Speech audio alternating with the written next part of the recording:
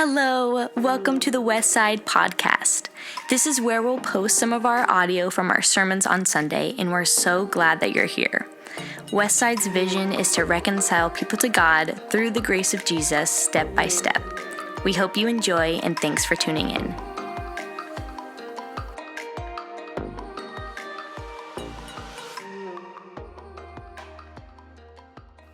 Westside Essentials. What a fun time to be talking about what it actually means to follow Jesus, what it actually means to be the church. Last week we looked at believing. We're talking 4 weeks here. Believe, behold, become, belong. Last week we talked about what does it mean to believe in Jesus? Who is Jesus? What do we mean by believe? And just quick spark notes on that. Belief is putting our full life allegiance and dependence upon this figure who is Jesus, who is both fully God and fully man, who saved us. It's not just agreeing with some facts about him, it's putting our whole life's dependence in his hands. That is what belief is. This week we look at beholding.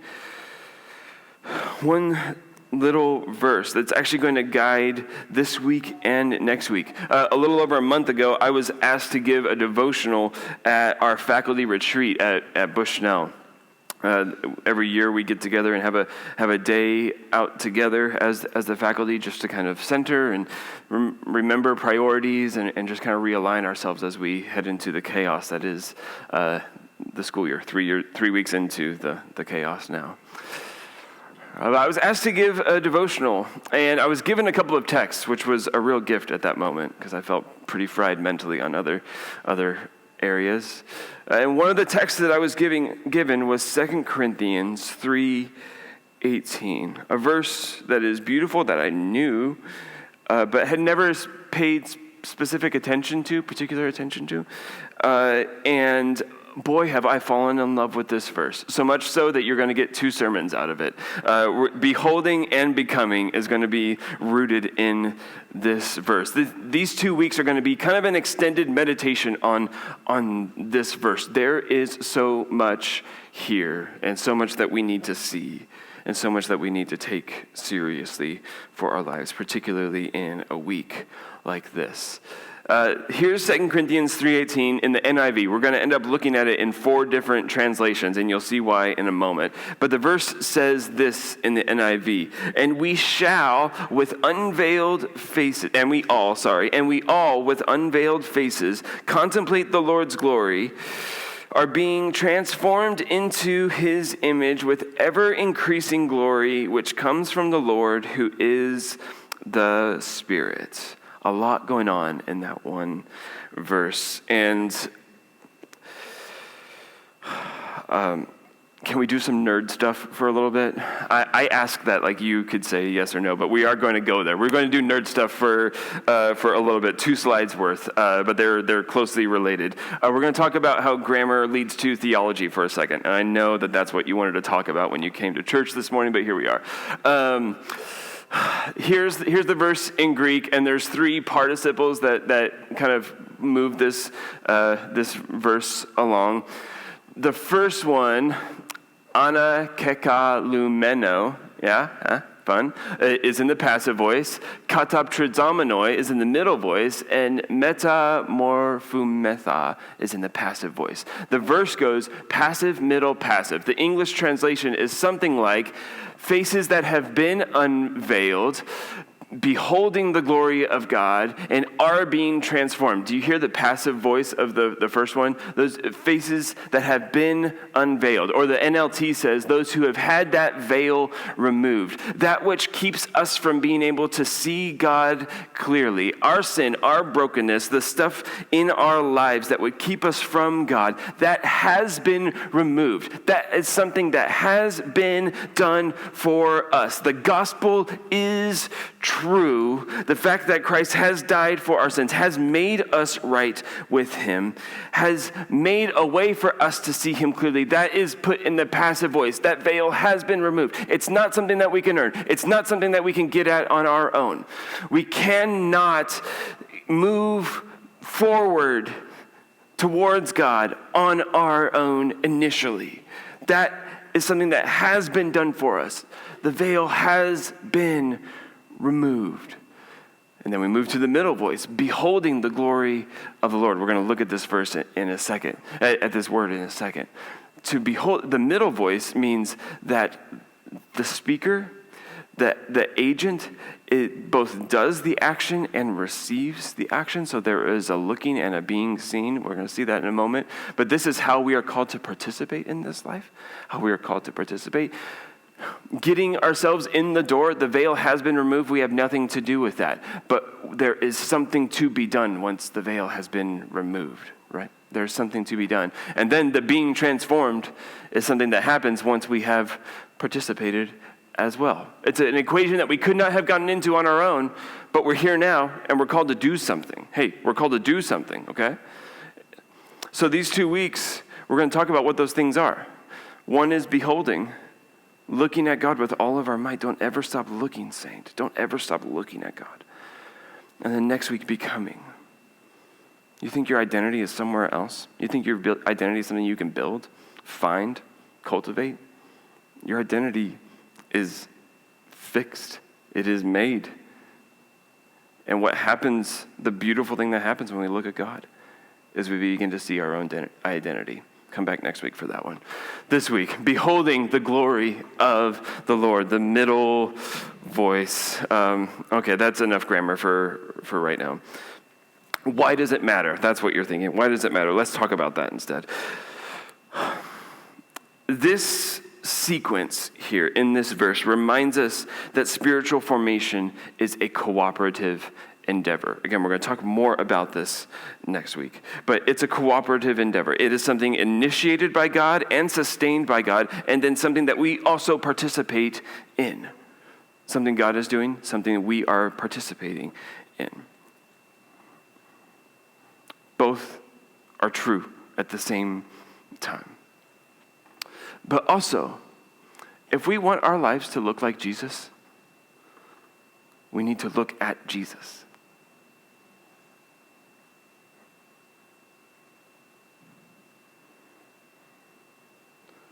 We are being shaped into some image, one way or another.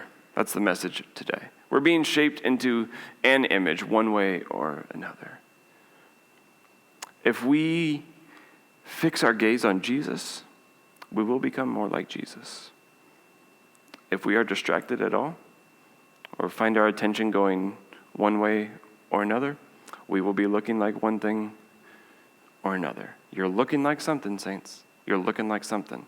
Are you looking at Jesus? This is why we talk about beholding who God is. Okay, what does this mean then? What does this beholding look like? This word is amazing. Kataptridzo is the Greek word. Kataptrizomai is what it looks like in the participle. I gave you a transliteration there, so you can write down those 47 letters if you really want to. This word means to look at something as though you are looking in a mirror. Which makes sense, right? If it's in the middle voice, so if the subject is doing the looking, but also receiving the action, doing the looking, but also being looked at, that's what looking at a mirror is, right? You're doing both. It's reciprocal. You are engaged in the action and you are receiving the action. You are looking out as though looking in a mirror. And because of that, it can also sort of mean to reflect, because a mirror does that. A mirror reflects what's right in front of it. Or it can even mean to contemplate. If we're taking it to the internal side, like to contemplate. So this word used in this context, look at this. We all, with unveiled faces, contemplate the Lord's glory. That's what the NIV says. Let's look at a few different translations here.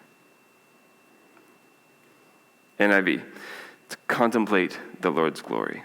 ESV, we all with unveiled face, beholding the glory of the Lord. And RSV, and all of us with unveiled faces, seeing the glory of the Lord as though reflected in a mirror. NLT. So all of us who have had that veil removed can see and reflect the glory of the Lord. How about that? You can see the translation struggling, right? Does it mean contemplating? Or does it mean beholding? Or does it mean reflecting? Or does it mean looking in a mirror? Yes, it sure does. This is a good reminder of why it's good to read multiple translations, because there's a lot going on behind the surface. There's a lot going on. Is it contemplating, beholding, reflecting? It's all of these things. And this speaks to a fundamental reality about us. There is a beauty in beholding who God is, in looking steadfastly and clearly and over again at who God is. There's a beauty in doing that, because for those of us who are made in God's image, which is all of us here this morning, to look clearly at God is to look at also who we are at our core. Let that sink in for a second, because that strikes us as like almost blasphemous, right? Looking at God, I'm looking at myself like, hey, are you full of yourself much? Like, what's going on here? If you and I are made in the image of God, then to see God clearly is to see what image we have been made in. To look at God as though looking in a mirror is to look at what God is looking back at me. He is looking back, and I am looking at him, and I am looking at that which I am becoming. What an intentional word that Paul uses here. To look at God is like looking in a mirror. And for so long, this is a little bit of what I was getting at last week, but for so long, we've told this really weird gospel story that highlights our brokenness mainly, and then Jesus kind of comes and saves at the end. We are made in the image of God. We are made to reflect God to the world. This is what is meant by the phrase, the glory of God. We saw this in Romans 8 in a very real way this year.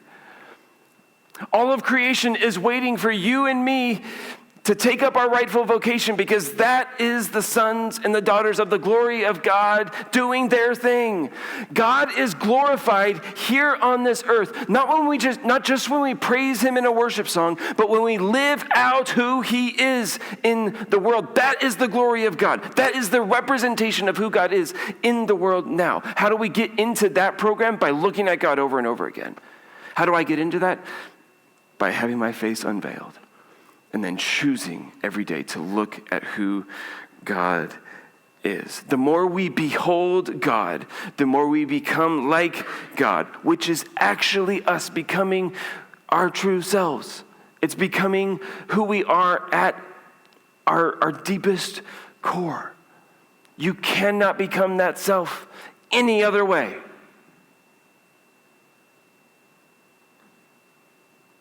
No affinity group will ever give you the sense of identity that can come from this.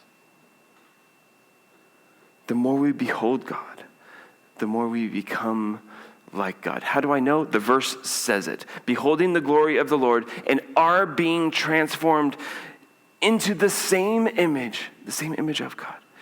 From one degree of glory to the next. The word doxa, glory, is used 3 times here. We look at the glory of the Lord, and then we're made into from one degree of glory to another degree of glory. Each time we are looking at God, we are becoming more of that image. We are becoming more of that representation. We are reflecting that which we are actually supposed to reflect in the world. Do you hear the high call of this passage? We are supposed to reflect God to the world by looking at God so that we can look like God. We are not supposed to look like, sound like, feel like the dominant figures of our society. We're not supposed to look like, sound like, feel like the dominant thought of our day. But we will, if those are the ones that are getting most of our attention. This verse, the opposite side of this verse is whatever we're looking at is what we are becoming. What are we looking at? What are we looking at? This is why it breaks my heart when Christians on the left and the right sound just like non-Christians on the left and the right in response to these kinds of moments. Or not in response to these kinds of moments. We're supposed to be different. We're supposed to be different. It's supposed to be different. How do we become different? Not by looking at the figures that we look at over and over again, but by looking at God. There's one big barrier to us doing this in the world today, and it is not on the other side of the political aisle. There is one big barrier to us beholding God well today, and it's the fact that we are distracted into oblivion. I want to talk for a little bit about why attention is not a spiritually neutral matter. I'm going to float this today, and we will come back and dig in more next week. But just think about it just from a logical perspective. In order to look at God long enough and to be transformed, we have to be able to look long enough at anything, period. And we've lost that ability. You feel it. You feel it. You try to sit down to do a task, and you're like, oh, well, what is my phone doing? You try to sit down to read something, and a ding keeps you from it. It may not even be an actual ding. It may not be an actual notification. It's just the pattern of thinking that there might be one. Ronald Rolheiser says we are being distracted into spiritual oblivion. He's right. And part of this is our doing. A lot of it is not. A lot of it is the world in which we live. A lot of people make a lot of money on our distraction. And it does them well to keep us distracted and outraged and pissed off at other people. Sorry, I said pissed.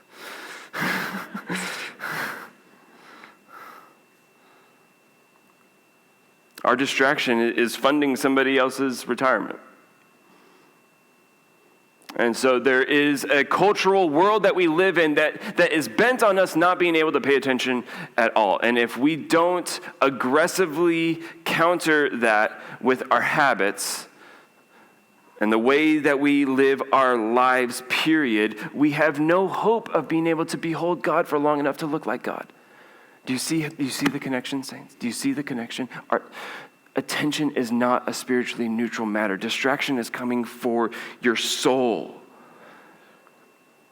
So our distracted lives, I would say, are a greater threat to our growth into Christ-likeness than most of the other issues in our society today.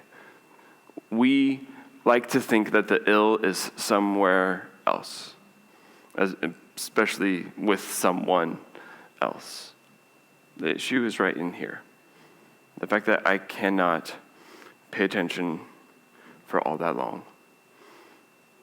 Like that is the spiritually scary thing, reality in our life. So here's the reality of our formation.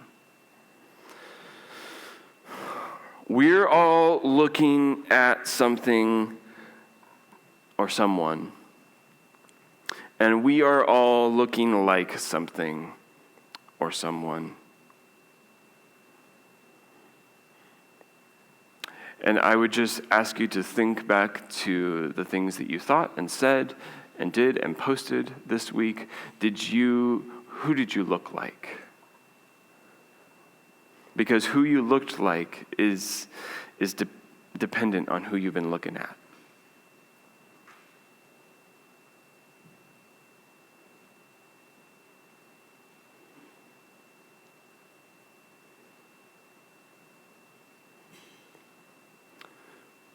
We cannot look at God and help but be changed. And therein we find the change that we most want to see, that we most are looking for. I went on Friday night. I think this was a God-ordained thing for sure. I went on Friday night with a couple of good friends of mine, 3 good friends of mine, who have been telling me about Cowboy Dinner Tree for quite a while, and I'm hearing some around the room. So who knows what Cowboy Dinner Tree is? Okay, a handful of you, good. It is quite the place. It's over by Silver Lake, which is already like where? It's 3 hours east of here, up over the mountains, hour and a half southeast-ish of Bend. You have to go to the middle of nowhere and then just keep traveling a little bit further. Like it is way the heck out there. And we had a fun time. They had all been there before and had been telling me about it for years. And we went. We had a good time. But then we stayed the night. We took my buddy's camper van and we went down the road a little bit further to Thompson Reservoir, and we stayed the night. And it was. It was nice.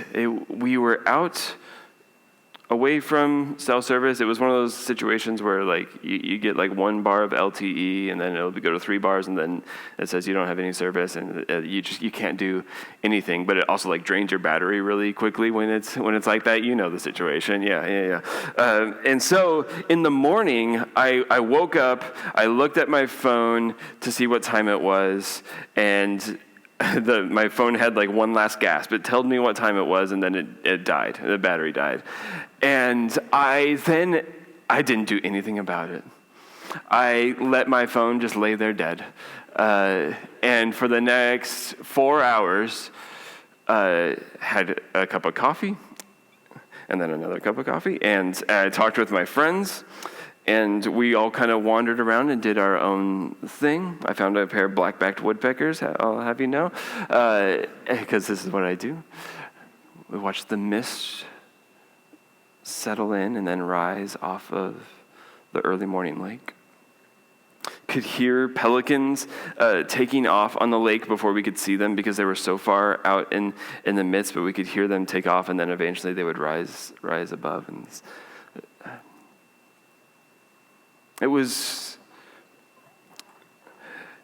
it ended up being about 24 hours of a reset for me. And at a time that I needed it pretty desperately. Got back to Eugene last night and got back into service, and all manner of things vied for my attention all over again. But in those quiet moments, I had access to some ability to pay attention that I don't have a whole lot the rest of the week. If I'm just being honest, I don't have a whole lot of that. We need quiet, unplugged moments. Our practice, summer 2024, summer unplugged. How's that going? That wasn't just for summer 2024. We need quiet, unplugged moments. But we don't just need quiet, unplugged moments. We need them, and then we need to fill them with fixing our gaze upon God. Because when we behold our loving God, our lives and our world will change. This is my fundamental conviction as pastor. When we look at God, we will change, and we will begin to see the change in the world around us that we so desperately want, so desperately need. But it can be hard for us to get at these other things if we are perpetually distracted. Oregon just passed a law, thanks to the work of Jonathan Haidt, that is banning phones in the classroom, K through 12, for kids. Parents, this is something, yeah, exactly. Yeah, parents, this is something to celebrate, not something to chagrin. Like, that's an exciting thing. That's a good thing. That's a good thing. We need to We can't put into legislation the stuff that we need to take personal responsibility for in our own lives, though, right? We have to get a control on our use of technology, on our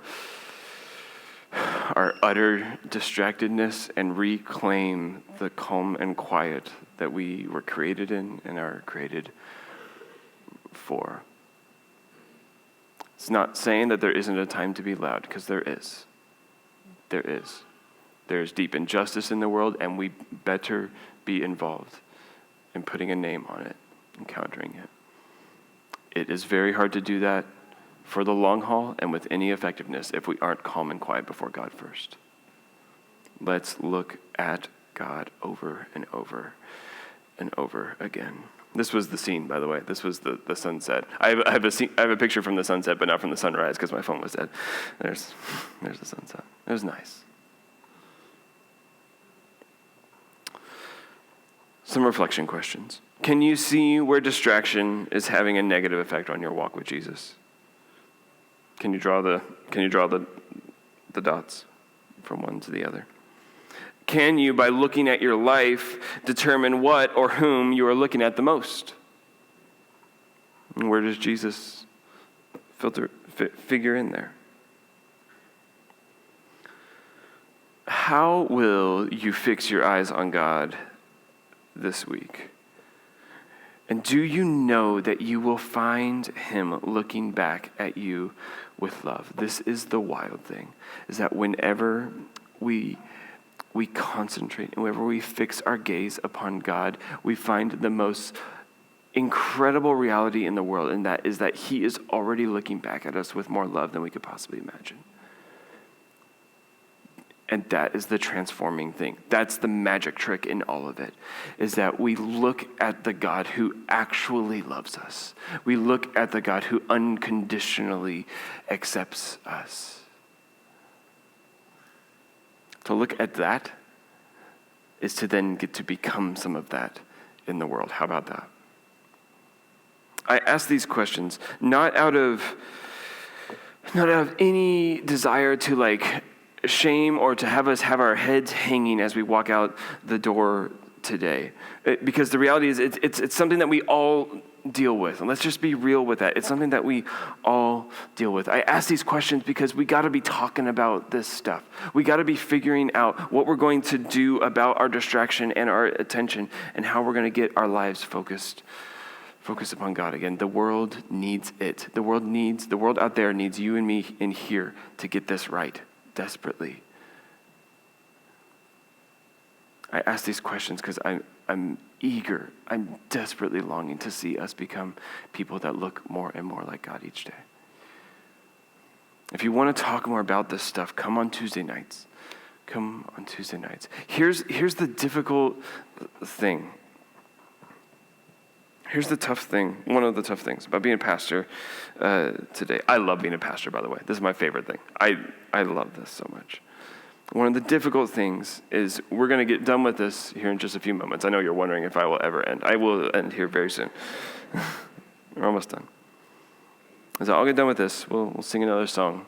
We'll take communion and be on our way. And it'll be 167 hours before you set foot in this place again-ish. Take one off of that if you're coming to the missions meeting. Take a little less off, take a little more off of that if you're going to come on Tuesday night or to youth group or to YAG or whatever. But the reality is we have 1 hour here. And it's not enough for you to be formed in the image of Christ. It's not. It's a huge piece of you being formed in the image of Christ. We need it desperately. We need each other. We need it. But what we do with those other 167 hours, how we fill those, where we look, that determines the course of our life. That determines who we're becoming. That's what it is. And so if we put our attention so many other places, it makes Sunday morning a drop in the bucket. May we be a people who let this stuff so infiltrate our lives, who let the love of God so deeply work its way into who we are, that we cannot help but want a little bit more of it, to look a little bit longer, to look a little more deeply each and every day. And may Sunday mornings just be your launch pad into a life of that, into a week of that.